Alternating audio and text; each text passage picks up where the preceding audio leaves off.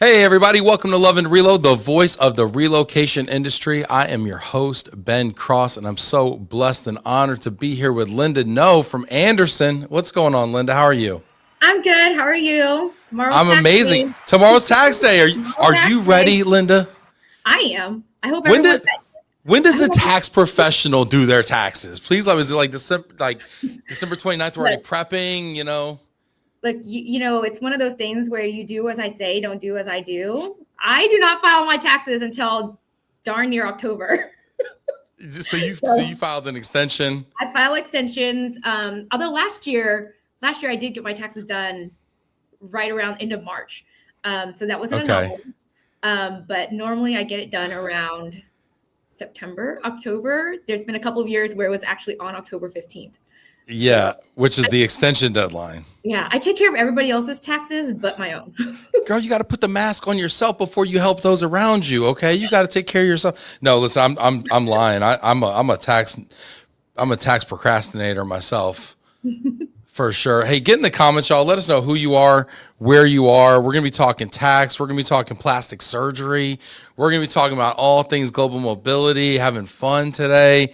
This is the most fun pre-tax thing you can do. Get in the comments. I want to know, when do you file your taxes? When did you file your taxes? I'm pretty sure mine were done in early March. I have a CPA that does them. I do need to go back to the email to see if I owe money so I can prepare those funds for our friends in the government. But yeah, Sharina getting in here. Happy to have you on Love and Reload. Sharina's in the audience, or in the studio today. Sharina, when do you do your taxes? Did them last month.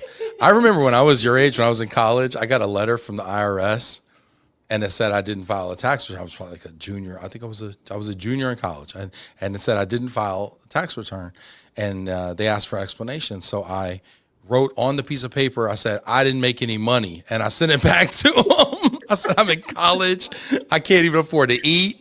If you want to get it, come and get it. That's all I got. All right. And A I've tax gotten more return in sophisticated college since should be then. pretty easy though, Ben. It should be the 1040 EZ. It's like literally 3 lines. It rolls off your tongue, but I'm like, what are you talking about? I couldn't buy a stamp, much less do a tax return.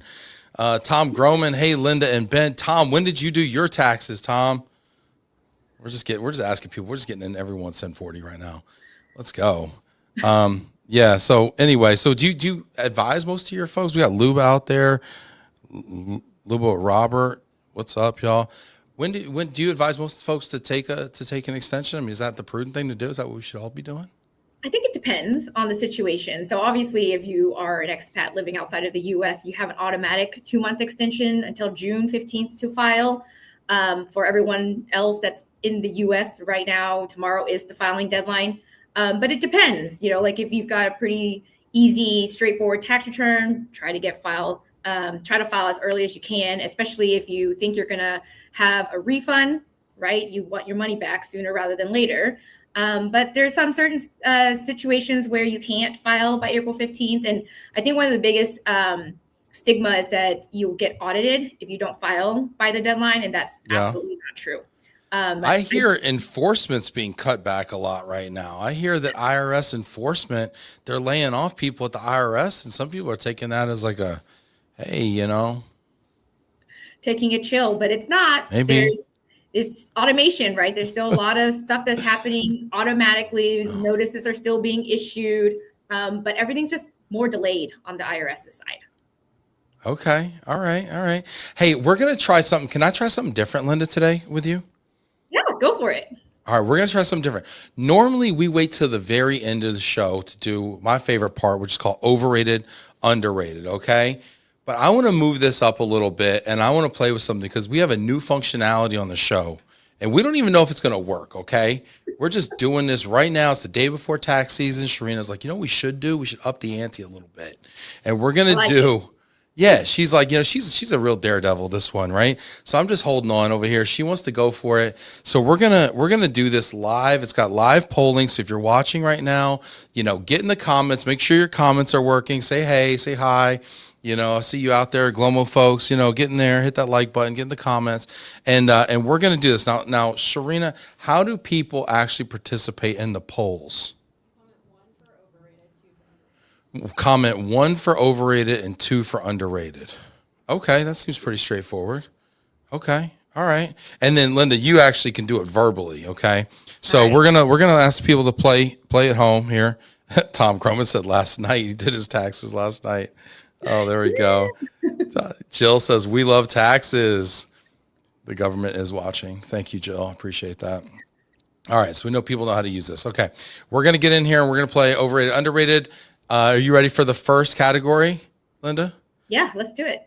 All right, I'm going to give you this category, and you're going to tell me if it is either overrated or underrated. And if you're playing at home, it's 1 for overrated and 2 for underrated. Get in the comments, all right? Let's go. First one up, overrated, underrated, Korean skincare. Korean Overrated. skincare routines. Overrated, she says. Overrated. Wow, this is going to get a lot of people. Get in the comments here. Now, can I still vote? Let me see if I can vote here. Because I'm going to say, you know what? My skin needs it right now. But I'm going to say it's overrated too because I don't use it currently. Wow, and the poll's working. This is great. Look at Sharina innovating on the fly here. So proud. Okay. Francisco Solis, he says Lynda 2. Underrated. Okay, Francisco. All right, get in the comments, Joe. You have one more second here to overrate, underrate this here. Tom Groman, where do you stand on Korean skincare routines? All right, and you said they're overrated, Lynda. Why is that? I think you probably need maybe a couple of products, but like a typical 10 to 12 step skincare routine that's a little much, but I'm very low maintenance in general. I believe in sunblock, retinol for the evenings, and vitamin C. So really, that's all you really need. What is, okay. Sunblock, retinol, and vitamin C. What is retinol? Oh, man. This thing that helps prevent wrinkles. Okay. Does it work on me? Can I get some of that? Well, it's got to be something that you got to use consistently every night. Okay. You don't want to be wearing that during the day. Sunblock and vitamin C's in the morning, and sunblock throughout the day. And okay. Just, fun fact: you should be applying sunblock every 2 hours. Even when I work in the office? Yes. Yes. Stop playing. Yes. Stop playing. UV lights come in everywhere.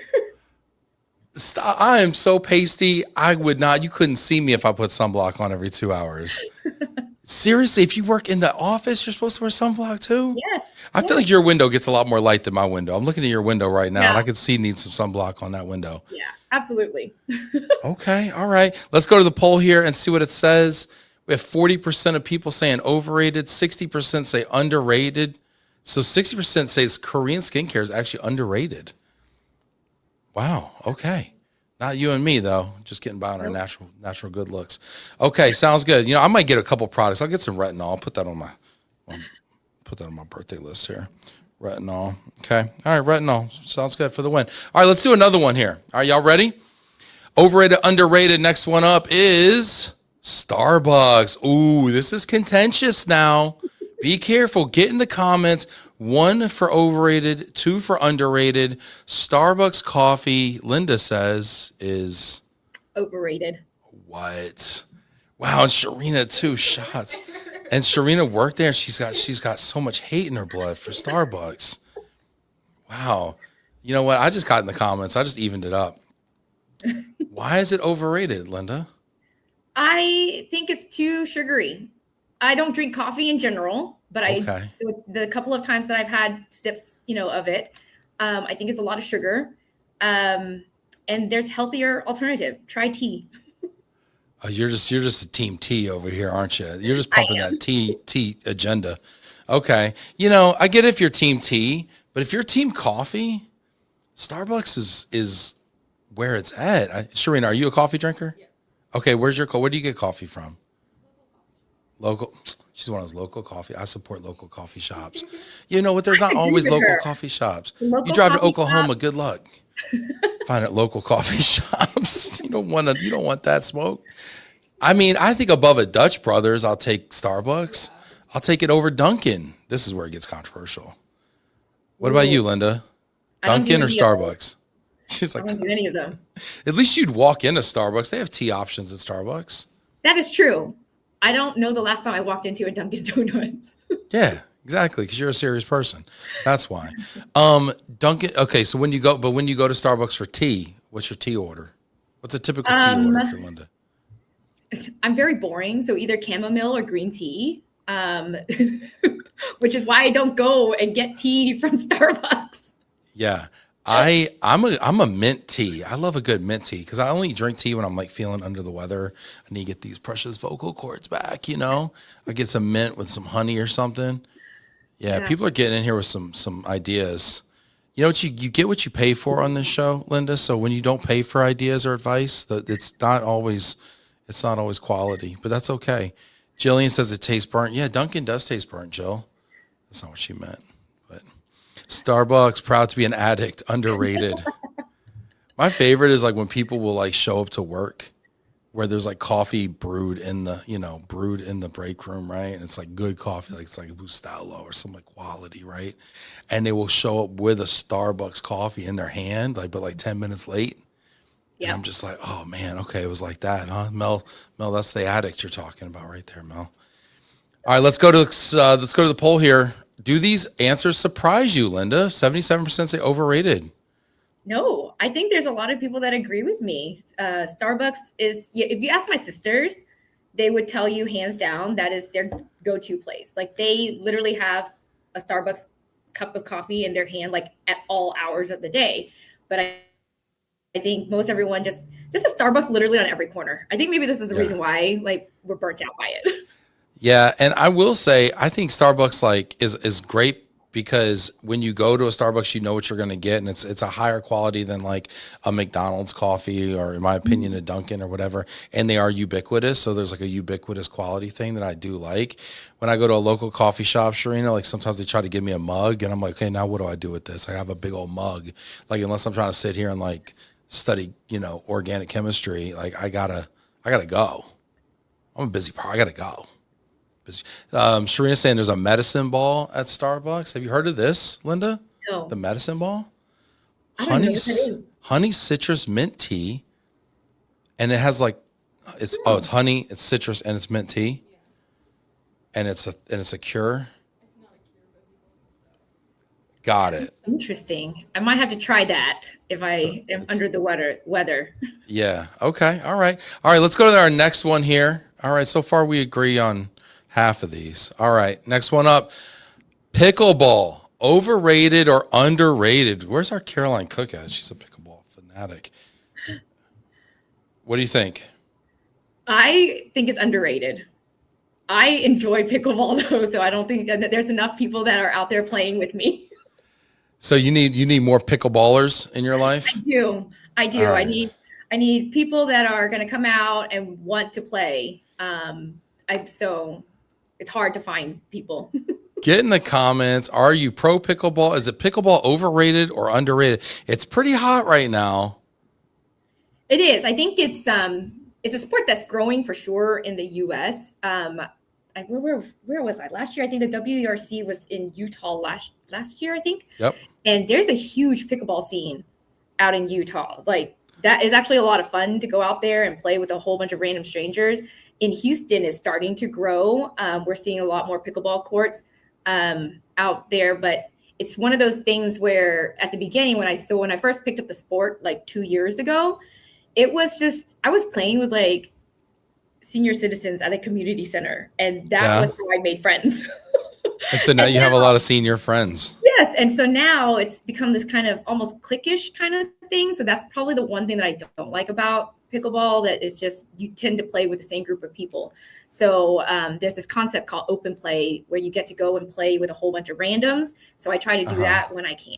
But this is it doubles or singles, or how does that work when you play with the randoms? It's mostly doubles. So you can play mixed doubles, or you can play, with women, doubles with other females, or men only doubles. So it just really kind of depends on the open play concept. Okay. And do you have like a ranking? Like in golf, they say, oh, what's your handicap? Oh, I'm an 8 handicap. And like that way, the level of pickleballer you're balling with. Yes, there is an official rating. It's called a Duper score. Don't ask me what it stands for. I don't even remember. But yeah, so it's after every match or tournament that you play, you go in, you log your scores, and the system recalculates what your rating is, so that you know kind of what level you're at, so that if you're playing another tournament, you're playing at the right level from a tournament standpoint. And is that based on like if you win or how many points you win by? Like, okay. Yeah. So it's how often you're winning and how much you're winning by. Francisco says, properly rated on my country estate, we have 9 neighbors with pickleball courts in their yards. There are tournaments every weekend. I need to go up to Austin and see Francisco then, obviously. Yeah, the Pickleball Open. Yeah, really nice. Francisco, where do you live? Would 9 neighbors have pickleball courts in their yards? Like, can't y'all share? Like, y'all rich. Y'all rich out there. Dang. Okay. That's what's up. Richard's commenting on the coffee, referring to knowing what to expect. Local coffee shops maybe do the drink coffee like a local Airbnb approach.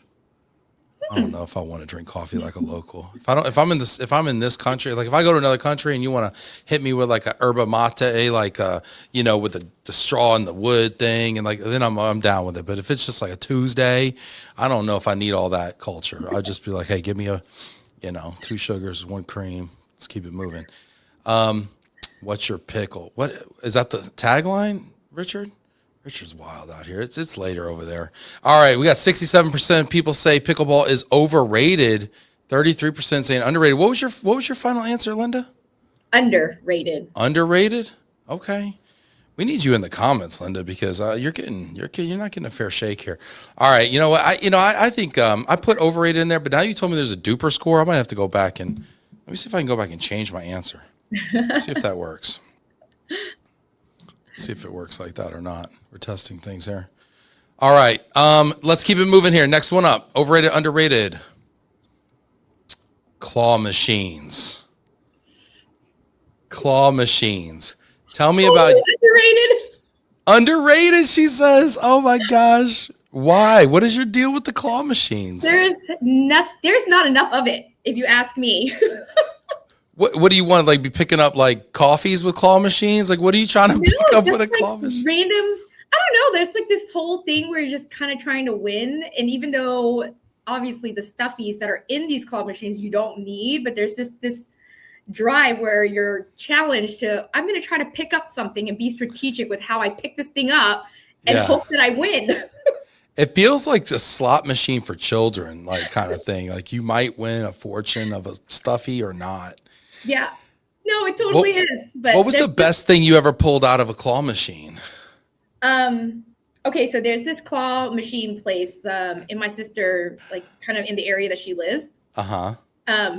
Where if you win like 35 little smaller stuffies, you get to trade them in for a bigger stuffed animal. Yeah. So my giant Snorlax from, what is it, a Pokemon? Pokemon Snorlax. I love Snorlax, by the way. That's my character. That's what's That's probably the best thing that I won. Wow, you got a giant Snorlax, which means you won 35 little Snorlax, and you cashed it in for a mega Snorlax. Giant one, yeah. And mind you, I didn't do it by myself. My kids helped me. Yeah, I hope. Yeah, I can't see you just maxing like mini prizes over there and just $35 in. Like I just need one more. Do you win every time in that environment, or not every time? But my son's actually really good at this, and I think it depends on I guess where you're at with these claw machines. So there's several of them around Houston. But still, again, I still don't feel like there's enough of it. I don't think that people appreciate how much fun it actually is.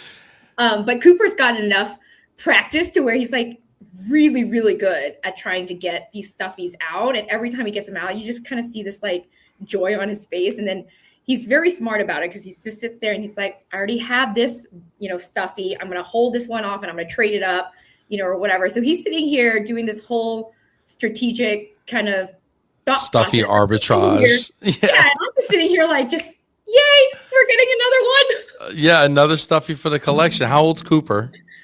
He is 8. He'll be 9 in October. It's a great age for claw machine. Yeah. Get in the comments here, claw machines. 1, overrated. 2, underrated. Or tell us why. Sharina's got a question. Lynda, do you have any tips for winning all these prizes in claw machines? No, I think Hard work and I think dedication. a bunch of it is just, it's partially is luck, and then just having a good eye of where the claw thing lands. But there's actually a lot of reels out there, like on social media, that kind of gives you tips and tricks where you know, Swing rock the it. claw back Yeah. and forth. Yeah, Yeah. I don't do that. I literally just go in and hope for the best. I love it. Is this Kata says Lynda is the best. You rock. Get in the comments, y'all. Let's vote on these claw machines. Overrated for one is overrated, or put 2 in the comments for underrated. Daisy says my kids spend way too much money on claw machines. Where do they get that money from, Daisy? Where do they get that money? Okay. Yeah, my kids love claw machines. So I saw on Instagram, and this is why I'm thinking they're overrated, to be honest with you. I saw on Instagram, which is where I get most of my information, that you can actually like mess with the power on it, or mess with some of the settings to like make it almost nearly impossible to win. And it feels a little rigged to me sometimes, that's what I worry about a little bit. Yeah, I think that part of it is true, and it just kind of comes down to the owners, and if they're ethically and morally, socially responsible. We gotta do background checks on these owners of these claw machines. Make sure they can pass an ethics commission here. Let's see. Janet says first try Penny won. Penny's her granddaughter. Now has to play every claw machine she sees. It's a slot. If you win the slot, you're like, yo, I got this. I'm dialed in. That's amazing. That's great. 80% say overrated, 20% say underrated. Janet, Janet, you'd be so proud. Janet Turner, by the way, is our first producer ever on the show. Ooh, She nice. doesn't have any idea that today we are debuting this new technical advancement that Sharina has uncovered. Okay, which is live polling, Janet. So if you push 1, it's overrated, 2, it's underrated, and you can get into the comments with that and it'll tabulate your score. All right, let's get to the next one here. Do we have another one for her? Overrated, underrated. Quiet observers. Underrated. Speak up. Underrated. I think that there's not enough appreciation for folks that are in a room that are just watching. And, I think it's a quality and a characteristic that is hard to train, where you're just extremely observant. Yeah. Is this you? Yes. Yes. You like describe what you're doing in the corner over there, just watching, observing. Yeah. Like I mean, growing up, everybody always says, like you don't go into a meeting and not have something to say. But I believe that you don't go into a meeting unless you have something to say that is of value, that is impactful. There is a higher probability of me, sitting and observing how people are reacting, because body language says a lot, right? So you can be speaking to somebody and their body language may be saying something very different from what is coming out of their mouth. And I like to observe those kind of little nuances, because then it makes me frame, issues or come to and provide advice and or solutions very differently. And this is really important in my line of work, being a consultant, and providing advice to clients, that I can tell them everything that they should and want to hear, but if their body is tense and they're not receptive to it, at some point you've got to be able to read the room, right? And the quiet observers are the ones that are really good at it. I love that. So we do a lot of client calls like all day here, and we like to have multiple people on the call. And sometimes it feels like overkill, because we're like, why do we have 2, 3, 4 people on a call with like one other person, a client or something? And what I've noticed in that is we all hear something different. We all kind of like take away one aspect or one detail or one whatever. And a lot of times if I'm talking, I can't think, I can't observe, I can't, I'm just busy, spieling over here, right? But the other person who's like observing is taking notes on stuff. And so, and then while they're talking, I'm also like kind of sitting back, reading it, kind of taking notes and things like that. So I think it's both great. I mean, obviously I'm a bit more extroverted, right? But I've come to learn that the quiet folks bring something different to the sauce that's really impactful. Yep. Very cool. We got a lot of people over here on 2 here. Look at everyone. Come on, guys. You're all just kissing up to Lynda over here. Okay, come on. Push back a little bit, huh? Push back a little bit. Now everybody's unanimous on that. Totally underrated. We got people checking in here. We got one more bonus for you, by the way. Heather says Lucy is a pro at claw machines, but she will say some claw machines are scammers. Yeah. She knows. Kids know when it's a scam. Cameron says I spent an ungodly amount on claw machines in Japan trying to win a Goku figure. But the staff will even help you win it after a while. Japanese are nice. Americans will just laugh and point. That is actually very true. In Japan, they will 100% support you to win. Just like the casino, right? You're like, hey, do I stand on this blackjack or do I hit on this blackjack? And they're like, I want you to win, sir, because you'll tip me. All right. Awesome. That was fun. Okay. We got one more, though. We got a bonus for you, Lynda. Okay. All right. You ready? Yeah. Overrated, underrated, pho. Overrated. Overrated. She said overrated. Pho is overrated. You heard it here first. There's so many better Vietnamese dishes. And if you want something soupy, there's like bún bò Huế, right? So that's the spicy beef noodles. If you want something more seafoody, there's bún riêu. So there's a bunch of other noodles and soups out there. Pho is great because it introduced really Vietnamese cuisine to everyone, really. But there's just so much better options, I think. I love this take, and I'm so with you on it. I do have it as overrated. I agree with everything you just said. Bumbleway is spicy, like a spicier version. Of course, there's some other stuff in there, like some blood sauce and stuff like that like you got to get down with, whatever. Mm-hmm. But my favorite thing is I'm gonna try this pronunciation. Okay, see if you can understand what I'm trying to say. Bún Thut Nuong, with the roast pork, and it's the vermicelli with the roast pork. Come on, help me out. Just pretend you got what I said, okay? You're killing me. Thank you so much. I knew you'd hear it. No, it's the vermicelli noodles with the roast pork on top, and you got like maybe sometimes the egg rolls cut up in half on top. Bún thịt nướng. Oh, thank you so much. Just like I said, sure, she's killing me over here. Yeah, say it one more time for me. Teach me. Bún thịt nướng. Bún thịt nướng. Noon? Noon? Noon. There you go. Noon? That's pronounced noon? Okay. Yes. Bún thịt nướng. Okay, noon. Yeah. All right, I'm gonna get this. All right, we're gonna do some Duolingo after this. All right, that's my favorite thing. That's my go-to, and I never eat pho because I love that so much that I get that. Mm-hmm. But you know what else I've discovered, and I'm gonna try to say this as well, and you're gonna kill me for this. Just gonna roast me for this one. Boko. Yeah. Do you know what I'm saying? Yes, I do. Sometimes beef stew. Sometimes is it the bun boko, which is with the bread too, right? So yeah, it's this beef stew. It's got carrots. It's got this big chunks of beef, some onion, and it's just this broth is so rich. And then you get the fresh baguette with it, and you dunk the baguette in there. Oh my gosh, this stuff is unreal. So yeah, I'm with you totally. What's your favorite Vietnamese dish? It's a combination of dishes. And this is very typical of Vietnamese dinners. So there's usually a soup and then like a meat dish and then a vegetable dish. So there's a combination of this sweet and sour, so canh chua, with cá kho tổ, which is braised catfish. And you eat that with rice and some cucumbers. It's freaking amazing. Yeah, that sounds, I've never had the catfish before. Yeah. Sharina, we got one more here for her, okay? One more, all right? All right, Sharina's on the case here. We're getting in the comments here. Chris says pho is overrated. Vietnamese coffee is underrated. Oh, yeah. What do you think about the Vietnamese coffee? I will have that once in a blue moon, but I tend to agree. Vietnamese coffee is extremely strong. And sweet. And very sweet. But you can actually ask for them to reduce the condensed milk, which is the sweetener, if you wanted something a little bit more tamed and mild.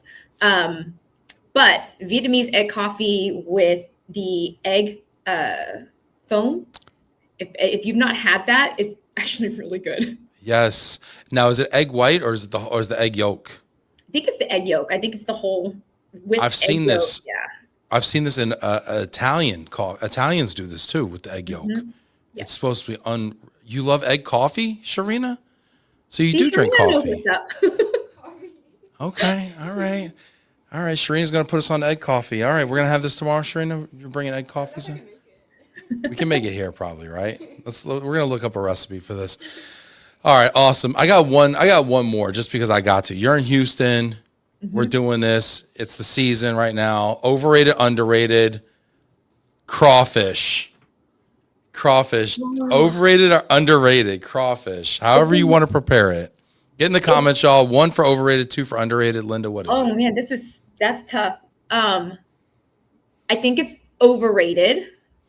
Just I don't know, like, which is weird because I'm actually having it tonight for dinner. You're having it tonight. I hope the person that's eating it with you is not watching right now. Well, Like, she's actually getting ready to go back to her home country, and so this was her one request was I have to have crawfish before I leave. So I'm like, all right. So a group of us are going to take her out for crawfish, but yeah, I mean, I like it, but it's not something that I don't have to have it every season. yeah, sounds like we need egg coffee at Lone Star. Get in the comments, y'all. Overrated is a 1. Put 2 in the comments for underrated. Janet's on that overrated tip. Chris is on that underrated. Francisco's on that overrated. Yeah, I don't know. And I'll tell you what, the Houston preparation, and I'd really say kind of the Vietnamese Houston preparation, the real saucy, heavy sauce, garlicky, like nuclear red, like just craziness. Oh man, you take a potato, you smash that potato in there, you scoop up that crazy good stuff. Oh, you can't beat that. Yeah. Can't beat it. So I'm a definite underrated on the crawfish. I'm a heavy seasoning person on the crawfish. Love it. Well, thank you for that. Thanks for doing that with me. We just did 7 overrated, underrateds. We tested out our new system. It's definitely working, y'all. Appreciate y'all out there getting in the comments, y'all. Let us know how we did. Anything you vehemently disagree with, or anything we should do next time. Lynda, I got to ask you though. Before you got into global mobility, you were a med student or pre-med? Pre-med, yes. Well, what did you want to do pre-med? Okay, so I am a product of immigrants, right? So my parents came here in the 70s. Sorry, my lights just went off. Hold on. That's all right. So my parents immigrated here from Vietnam because of the war in the 70s, and then had me here in the States. And growing up, it was kind of always drilled into my head, you have one of 3 professions. You're either going to be a doctor, you're going to be a lawyer, or you're going to be an engineer. Yeah. And doctor was kind of always what was assumed. Doctor's number 1. Doctor's exactly. Like the best. Exactly. And I'm the oldest of 4 kids. Okay. So a lot of pressure. It was just kind of like this huge torch that was passed on to me. I was like, you're going to do this. You're going to make us so proud. I did everything that I was supposed to do. I went and was part of the pre-medical society through high school. I volunteered in the emergency room at the hospitals. I took all of the chemistry classes, science classes, did all of that through my 2nd year of university at Texas A&M. So in between the summer of sophomore and my junior year, I was sitting in a molecular cell biology class in the summer. And I just remember sitting here watching and just listening to this lecture on mitochondria. And I just kind of blinked out and I was like, oh my God, is this really what I want to do? Is this life for the rest of life? Yes. Yeah. And I was like, I have another decade of learning and training and specialty that I have to get into if this is really the path that I want to go on. And later that evening, I drove home and got home, saw my mom, and she was so funny. She's like, what are you doing here? Don't you have class? And I was like, I did, but I need to talk to you about some things. And that must have been so scary. Go ahead. Yes, sorry. It was very scary. But her first comment was, are you pregnant? Oh my God. And I just remember thinking, I was just like, what the heck? No, I am not pregnant. But no, this is something else I got to talk to you about. And I told her, I was like, I'm thinking I don't want to go to med school. And she was just like, wait till your dad gets home. So wait till my dad gets home. Oh no. And we have a whole family conversation about this. And my dad was like, okay, well, if you don't want to do med school, what are you going to do? I was like, I honestly don't know. Like, I mean, all my entire life up until this point for 20 some odd years, this is what I thought I was going to do. And I don't know. So went back for that fall semester. I registered as a general studies major. So because I had no idea, I was just like, this is the first time where I'm making a decision that really that it's my choice on this. And my dad was just like, just remember, whatever education you have and the fees, this is your responsibility on this. So I was like, yep, I'm fully aware. So went in, did a general major studies, took my first accounting and business class that semester, fell in love with accounting, which is insane because it's never occurred to me that this was something that I was going to ever be doing. I like how you're bored to tears with mitochondria, but you're like, yo, accounting sounds amazing. I know. And I thought that taking organic chemistry too was it, right? Like I was just sitting here thinking this is going to be my make or break decision, but it wasn't. I actually survived OChem on it, but it was just sitting in this molecular cell biology, and I was just like, holy crap, this is so not what I want to do. Yeah. So let me ask you this, was your studies before that your responsibility, or were your parents going to pay for that if you went the doctor route? I had a 4-year scholarship to A&M, so it was already taken care of. And so they just basically said, you're changing majors halfway through your undergrad. Anything and beyond the scholarship, you're going to be responsible for. Got it. I was like, okay. Oh, because now you need more credits and more whatever. Yeah, I understand. Yep. Okay, got it. Yep. Was it scarier telling your mom or your dad that? My dad. It was definitely scarier telling my dad. I think it's one of those things where I have a much closer relationship with my dad. And there's this huge thing where I'm like, and being the oldest daughter too, I was like, I do not want to disappoint either one of my parents, but I definitely don't want to disappoint dad. But he took it really well, like scarily well. I was for a while, because I was sitting here, I was like, oh my God, I don't know what he's going to do. I don't know what he's going to say, and he was like, if you're not going to do this, what are you going to do? So I just told him, I'll figure it out. And I did. Yeah. Yeah. Wow. And so at what point did you know that you weren't going to be a plastic surgeon? Because I think that's a fascinating career path. Okay. Yeah. Because it was very specific. It wasn't, because you've got a bunch of specialties in the medical field, Mm-hmm. And when I had selected, I'm going to do this medical thing, I specifically said, I'm going to be a plastic surgeon. I want to take what people already have and enhance it to make themselves feel better, right? Where I don't have to, I'm not sitting here just working on sick folks, right? And ailments, right? So I'm doing something that's going to truly impact the personal lives of this individual. Right. So the moment that I knew, it honestly was that summer school class in between my second and third year. And I was just like, nope. You know what I love about this story though, too, is I talk to so many young people who have like such a plan for themselves, and they're 17 years old or something, right? And they have like their whole like life planned out, what they think they're going to do and everything. And a lot of it's based on like their perception of the, how much money they're going to make, or what type of lifestyle they're going to have, or the prestige factor of it. Like, let's face it, that's kind of what our parents kind of put on us. And I'm just like, you're 17. You don't even know who you are yet. Yes. How do you know who you want to be so firmly, Yes. And then they get there, and they put in whether it's 4 years or 8 years or whatever or more, and then they're miserable in that moment because they never stop to do a gut check along the way. Like, is this even what I really want to be doing? Or they push through it because they thought they had to work super hard, and life's not always easy, and I was going to enjoy what you're doing and everything. But then they get there and they're like, okay, now I'm freshly into this new career, when you should be kind of like excited about the world of possibility, and they're doing this job that's just like soul crushing. Yeah. And now they're like, it's just the beginning of it. Yeah. And now they're like, I need to do 30 more years or 40, whatever, to retire, and then what, So exactly. Yeah. So okay. So at what point did you know global mobility was for you, or tax was for you, or what happened next?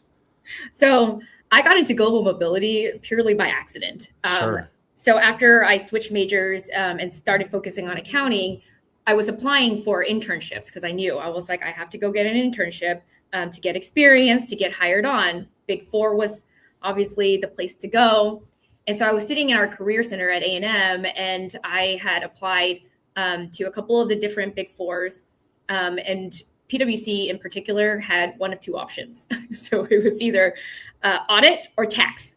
And I was like, yeah, I'm not going to do audit. That is not for me. Like, right. No.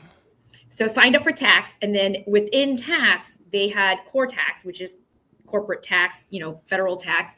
And then they had a category called International Assignment Services. So IAS. And I was like, I don't know what this is, but it sounds awesome. So I'm going to go with this. Yeah. And there literally was no description. So it was just, you either knew or you didn't know. So signed up for it, went through 4 rounds of interviews with PwC, got a job offer as an intern, accepted it, and started my internship with PwC. Coming in, fresh faced, had no idea what the heck was going on.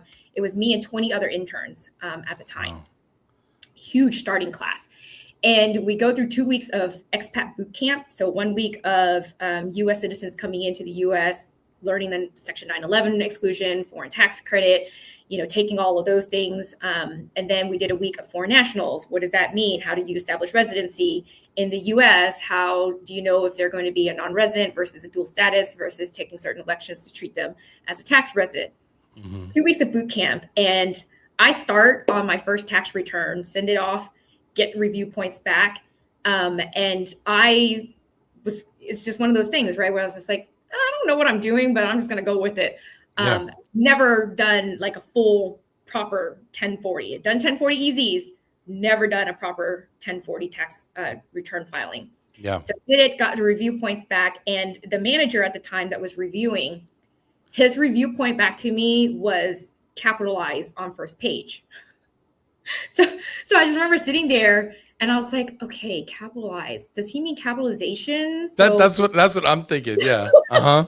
And so I'm like, okay, what am I capitalizing? What am I supposed to be writing off?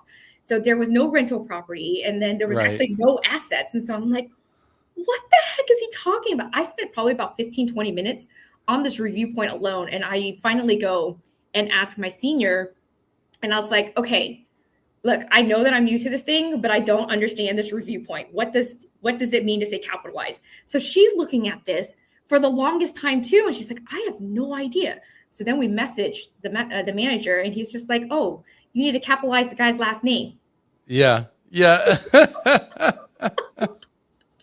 Yeah. And I was just like, are you kidding me? I just spent 40 minutes, almost an hour with somebody else looking up this thing. And it's just one little visual optics adjustment. Yeah. Other than that, he was just like, yeah, you did a really good job. And I was just like, okay, thank you. That's funny. That's so funny though. Yeah. It was at that moment where I was just like, you know what? I can do this. I can definitely do this. If I could figure out how to do 911 and, foreign tax credits, I can pretty much do anything. Yeah, that's funny. See, because I was an English major, right, in college. And so when you say capitalize on page 1, I'm like, all right, she obviously has a grammar or punctuation issue. That's the first thing I'm looking for, right? I'm not thinking about capitalizing a property or, depreciating something or whatever, right? That's so funny. That's great. Yep. And so at that point you were like, okay, this tax thing like works for me and let's go. Yep, pretty much. And then I was there for the internship, came back full time. And I was with PwC for 16 years. Wow. So a long time.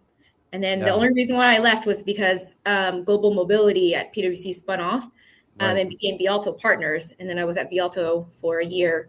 And then I jumped ship and did 2 years in-house at a chemicals company. What was that like making that jump to, in-house, going from the tax side, like kind of a hardcore tax shop, and consulting shop like PwC that's run one way, and then going to be an in-house person? Difficult. It was a massive transition. Coming from public accounting, you're kind of used to this very fast-paced environment where you make decisions, you apologize for your decisions later, and working with partners that have trusted your judgment. Being in a brand new environment, one, you lack credibility. People don't know who you are. right? And then two, having to learn everyone's personality for one thing, and then how they manage and what their priorities are.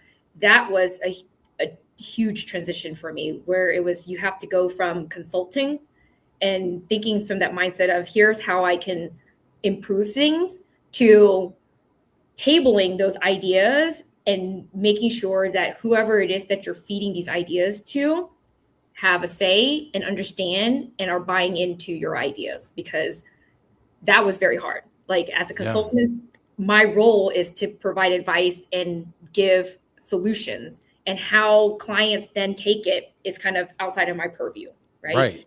Now I'm sitting inside the driver's seat on the corporate side, and I'm like, this explains so much why things stall out sometimes, or that advice that I provide 6 months ago are just now resurfacing because it takes time.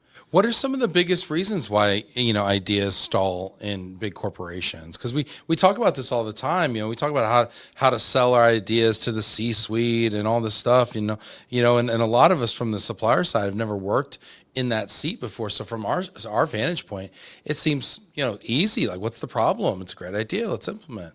Yes, exactly. And I think a big part of that is the buy-in and priorities. You're always going to have competing priorities within the executive team and the leadership team. The CEO has one thing that he wants to prioritize, and then his executive committees that can be made up of anywhere between 5 to a dozen folks.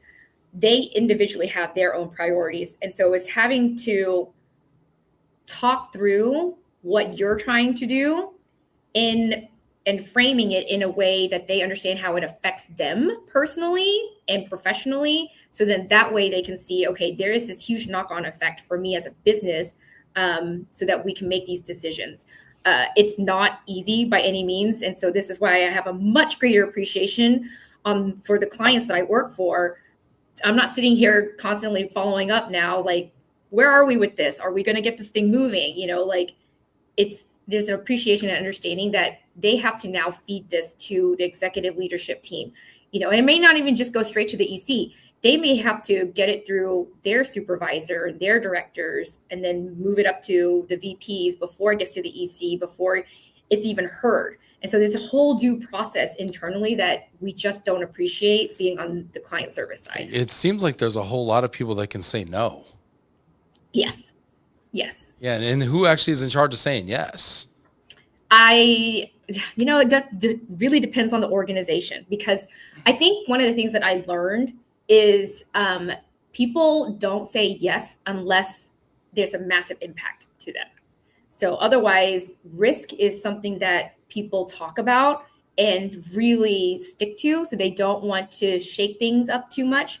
And I think that was one thing that I learned being on the corporate side. My first week when I started with them, my director at the time was just like, you don't get to say anything. You don't get to meet the VIPs. You don't get to meet the senior executives, which was weird to me, because I'm like, on the consulting side, I was like, I've had conversations with the C-suite all the time. Right. But from her perspective, she's like, these people don't know you. So they can easily say no to you. And there's a different way that you can and should communicate with them. And so a big part of it is having to build trust within the corporate stakeholders first, before they would even give you truly a seat at the table. Yeah. And let's talk about that credibility thing that you mentioned before, because we talk to so many of our partners on the corporate side, right? And, it's always been that seat at the table, argument and everything. And now we use different terminology or whatever to describe that same thing. But the truth of the matter is, it all comes back to that word that you used before, credibility. Mm-hmm. And you came into that organization, and even despite your 15 years of, chops in this business, you still felt like you had a massive credibility, massive credibility issue to overcome. How did you build that credibility, and what tips would you maybe have for some of the folks out there that are struggling with some of the same things? I got in front of everybody. Like, I didn't care. Even when your boss told you not to, they're like, she's like, they don't know you. They don't need to know you. Let's keep it that way. Yeah. Well, the reason why I did it, and I did it not in spite of what she was saying, it was whenever somebody reached out to me and asked a question, that was from HR, so an HR BP manager, if they reached out to me, I would just tell them, let me just talk to them. It's easier for me to explain it instead of going through you. And I'm not saying that it's not right to go through you. You can be on the call, you hear what I'm saying, but it's easier for me to explain this directly to your client, the employee, right? And so it was me finding different ways to get in front of the employees. So then that way it started building that trust, because once the employees sees that I can answer their questions, that I understand and empathize with them with the whole relocation struggles, whatever it is, it was a lot easier for them then to go directly to me and start spreading the word around with the other expats and mobile employees to say, go to Lynda. She knows what she's talking about. So when you say get in front of people, do you mean like physically get in front of people? Well, it depends on the organization, but when I was in office, I physically went to go try to find these expats. Yeah. So if they were there, I was in their office. And if they couldn't be in the office for whatever reason, I would FaceTime them. So Zoom calls, Meet Teams calls, I would physically try to see them in person so they could see me. And anytime I saw them in the office, just walking around, I would go in and say, hi, yeah. You and I spoke. Yeah. I'm Lynda. You're Bob. Yeah. Hey. Yeah. No, I love that though, because I think that so often we send emails that we could just pop over to somebody's cube or their office and be like, hey, can I just explain this real quick? And I find that to be, a huge trust builder too. Mm-hmm. Now I'm shaking your hand. I'm looking you in the eye. I see your body language.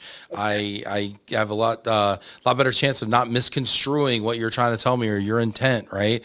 And now we have relationships. Now when I see you in the break room or I see you in the hallway, it's like, hey, what's up, Lynda? How you doing? You know? Yep. And I think that's really it's so foundational that we almost like miss it. Yeah. Because it's so obvious almost. It's so simple. Yeah. And I think with the whole remote work situation too and hybrid work, it does create that whole dynamic where it's easier just to drop an email. But for me, when I was there having to start over and like build my network internally, I was like, an email is not going to work because like you said, people read emails with different tones and contexts that you may not have intended at all. Yeah. On this. So for me, it was just a lot easier to let me get in front of their faces so I can talk to them and they can see I'm a nice person, like I'm not mean, I'm not being whatever, so that it really sets that kind of good first impression, if you will. I absolutely love that so much. And I think we think that email is like the fast way to do it. But the truth of the matter is like composing an email and thinking about how are they going to take this? And, hi, I hope this email finds you well, and like all of these ridiculous performative like setups that we have to do and punctuation that we have to do and everything, or else God forbid, we use too many capitals, we capitalize too much, or we use too many exclamation points, or we use an emoji when maybe an emoji isn't appropriate, or we use, and it's like we have to think about all this stuff to the point where it's like I should have just popped in their cubicle, smiled and said something and kept it moving. And that's like the fast way to do things. So I love this. Now, when you talked about, you're, and I don't mean to put this person on blast or anything, but, the counsel you got early was like, hey, these people don't know you and like kind of, it's not really your place, so to speak. And you're like, well, I need to circumvent this a little bit. And I'm definitely a person that asks for forgiveness, not for permission. And I tend to circumvent chain of command. I can, do a lot of things like that. But how do you do that in a way where you don't get in trouble for it, or you don't get like, you're not the bad person for it? Oh man. Cause like I said, when I did it, I just, it sounds horrible, used other people as shields. Uh-huh. Okay. Talk about it. Human shields. Let's go, Lynda. Talk about it. So yeah, it was just, so I heard, from this HRBP, or I heard from legal that this was an issue. Just so I got on a call with them. So it was just more of like, I did it, and then I'm just going to tell you that I did it and see how you react. And for the most part, my boss at the time was just kind of like, okay, great, let's move on. And I'm like, oh, fantastic. And slowly she was just kind of like more and more like, you do what you need to do and run the program as you see fit on this. And so it worked out well, but it was, the first couple of times when the emails were just coming and popping it over to me, I was just like, I could just respond to this, or I can get in front of them and have a call and see what I can do to build this Right. relationship. So I did, but I always went back and I told the director and the VP, these are the things that I've done so that they were aware of it. So it wasn't something that was going to blindside them. Yeah. And so it's like that initiative, if it works out well, is applauded. If it doesn't work out well, hey, that's on you. You went outside the chain of command, right? But I think we also have to like take that ownership of our career too, to say, hey, I'm going to take this on myself. I'm going to bet on myself to some small degree, and I'm going to go and I'm going to take this little micro risk, and I'm going to hopefully it works out. And if it does, then I've built that relationship versus not doing anything. Say, well, my boss doesn't let me do this. I think we have to take responsibility a little bit of our careers, and because we benefit in the upside and we take the risk on the downside, but you have to bet on yourself. Exactly, 100%. And then the only other thing I would say is, if you do this, just let everybody else know, because I think the one thing, and even for me now in this role with I have people that report up to me, I don't like being blindsided. So if you tell people this is what I've done and give them a heads up, even if it's after the fact, they're not coming in, like not knowing what the situation is. Because the last thing and the worst thing that could happen is you don't tell them, and then all of a sudden, some other VP or some other executive comes and says, hey, I heard this from Lynda, and this VP is just kind of like, what? You heard what? Yeah. Right. So you want to inform them. So it's one thing for them to say you don't and you shouldn't, but if you do, have the courtesy of just keeping everybody up to date. So then that way it doesn't make the situation even worse. Yeah. No, I love that. This is all really good advice. I'll kind of ask you maybe like, one more kind of along the same vein though.